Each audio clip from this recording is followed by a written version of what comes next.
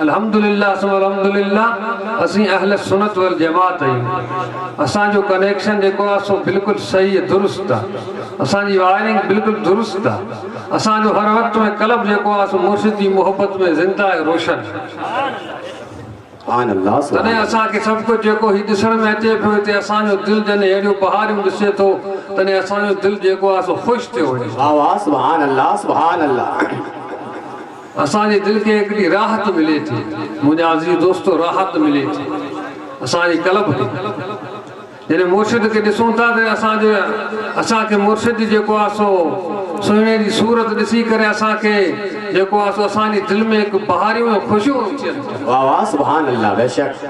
ऐं उहा खे यकीन चवां थो ख़ुदा जो कसम अॼु हिन महफ़िल में वेहण वारा जेके वेठा आहिनि उन्हनि जी दिलि में जेकी अल्लाह तबारक तआला अॼु ख़ुशी ऐं फ़रहत ऐं राहत ऐं सुकून जेको रखियो आहे सो कॾहिं कंहिं महफ़िल में कोन मिलियो। दुनिया जो महफ़िलूं कई थियनि थियूं, उन जो सजावटूं घणियूं वॾियूं हुअनि थियूं, उन खे वॾा अमीर बि घणा अचनि था, फ़क़ीर बि घणा अचनि था, पर ख़ुदा जो कसम हीअ जेकी महफ़िल आहे हिन जी जेकी सजावट आहे इहा भले जेतिरी हुजे पर हिन महफ़िल जो क़द्र क़ीमत जेको आहे सो अल्लाह अल्लाह जे हबीब खे पतो। नारे तकबीर, नारे रिसालत, उलमा अहले सुन्नत, फैज़ाने ज़करिया, फैज़ाने ज़करिया, सुभान अल्लाह सुभान अल्लाह। अॼु हिन महफ़िल जो जेको कनेक्शन आहे सरकार गौसल आलमीन जी ज़ात बाबरकत से ख़ुदा जो कसम अॼु हिन में बहारियूं बहारियूं आहिनि। अॼु असांजा दिलि बाग़ बहार थी वेंदा। ख़ुदा जो कसम असां दिलि जे अक़ीदे खे दिलि जी दरी खे खोले वेहंदासूं त असां पंहिंजो दामन झोलियूं भरे वेंदासूं। हिते गौसल आलमीन जो फैज़ान जारी आहे। अल्हम्दुलिल्लाह सुम्मा अल्हम्दुलिल्लाह। अल्लाह वारनि खे अदऊं ओॾो बराबरि आहे।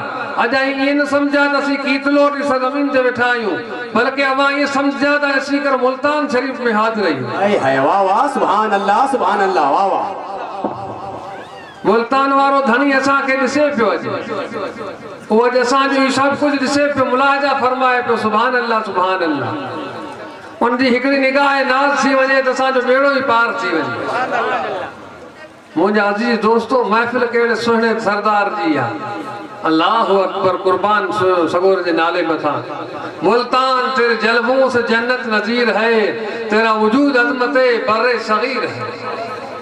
अल्लामा इकबाल जो कलाम आहे कि मुल्तान सुहिणा सगोरा तुंहिंजी अज़मत के सलाम, तुंहिंजी बुज़ुर्गी के सलाम, तो ते बरे सगीर जी अज़मत जो निशान है।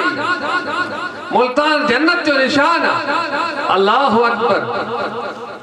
मदीनो ऐं मुल्तान ॿई पाड़ो पाण में, मदीनो ऐं मुल्तान ॿई पाड़ो पाण में उतरहे हज़रत हाशमी दाता सदो दरबान वो दोज़ख तन हराम जिन बहावदीन भेटियो। वाह वाह सुभान अल्लाह। वो जंहिं बहावदीन के भेटियो उन में दोज़ख जी बाहि बि हराम आहे। अल्लाह अकबर। दिल चाहे थी हिकिड़ो वाक़ियो आहियो सवाल आहे पर वरी अॼु तबरुकन सुणा छॾी आहे। के तो मजलिस जंहिं सुहिणे जी आहे ज़िक्र कोन सुहिणे जो किथे बाक़ी एतिरो ई करिणो आहे। ख़ुदा चए थो आहे मुंहिंजा बंदा तोखे मुंहिंजी रहमत खपे थी त तूं मुंहिंजा जेके प्यारा आहिनि उन्हनि जो ज़िक्र कर, मुंहिंजा जेके महबूब आहिनि उन्हनि जो ज़िक्र कर, उन्हनि जी ज़िक्र में पंहिंजी ज़िंदगी गुज़ार, उन ज़िक्र में वेही उन जी जेको आहे तसवुर दिलि में रखी वेह ख़ुदा जो कसम त पोइ मुंहिंजी रहमत तोखे जेको आहे बेकिनार मिलंदी। रहमत हक़ बहाना में जोयत, बहाना में जोयत।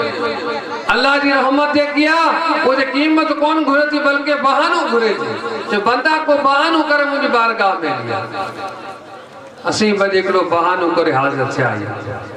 असां बहानो कहिड़ो कयो, असां बज़्म रखी सरकार गौसल आलमीन जी यादि मजलिस रखीसूं।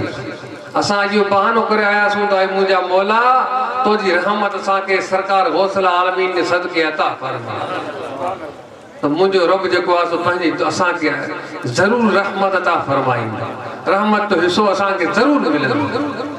इंशाअल्लाह असीं पंहिंजो झोलो जेके उनखे सरकार गौसल आलमीन जे सदके अल्लाह जी रहमत सां भरे वेंदासीं।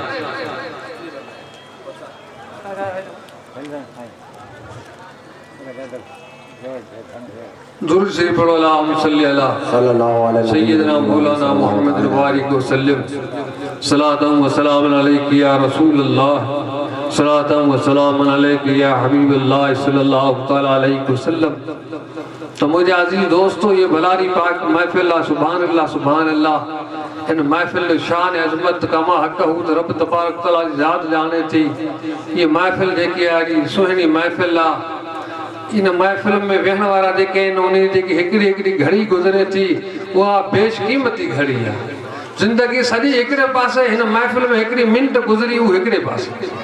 अवां जो विहण सजायो आहे, अजायो कोन, ख़ुदा जो कसम अवां वेठा आहियो, अवां खे मुबारकबाद हुजनि। सरकार गौसल आलमी जी महफिल में वेठा आहियो।